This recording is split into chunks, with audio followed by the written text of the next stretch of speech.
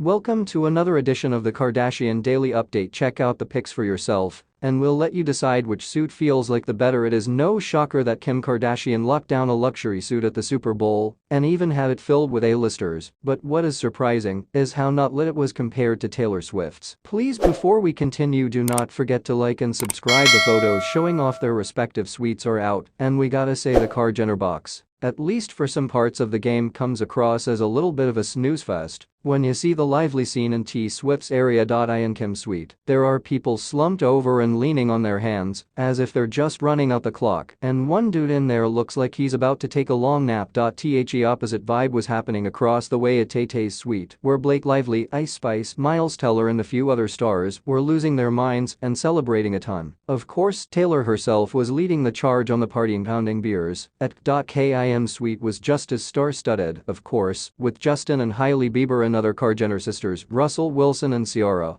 Lola Anthony, Texans QB C.J, Stroud, Winnie, Harlow and Rubin all attending. But things looked sorta quiet.Now.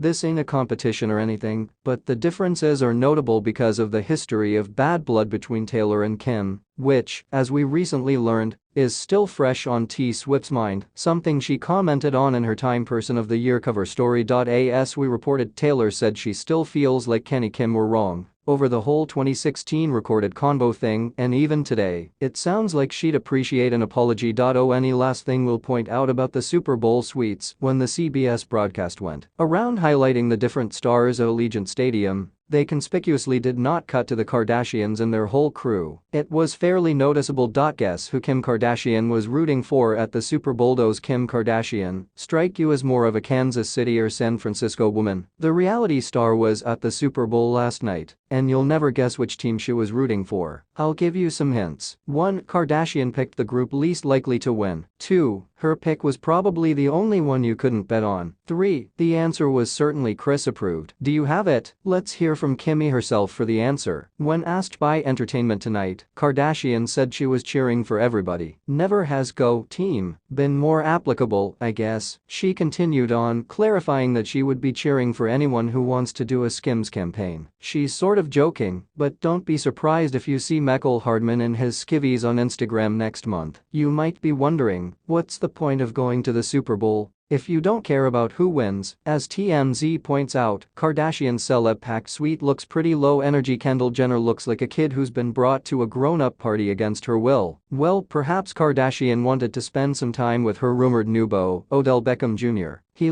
plays football, so maybe she's engaging with his interests. The two have not confirmed their relationship, although they were spotted hugging at a party in Las Vegas over the weekend. How sexy. A source told People that the two definitely seem together. Isn't that beautiful? The theme of this year's Super Bowl was love. Who cares who won and who lost when there was so much romance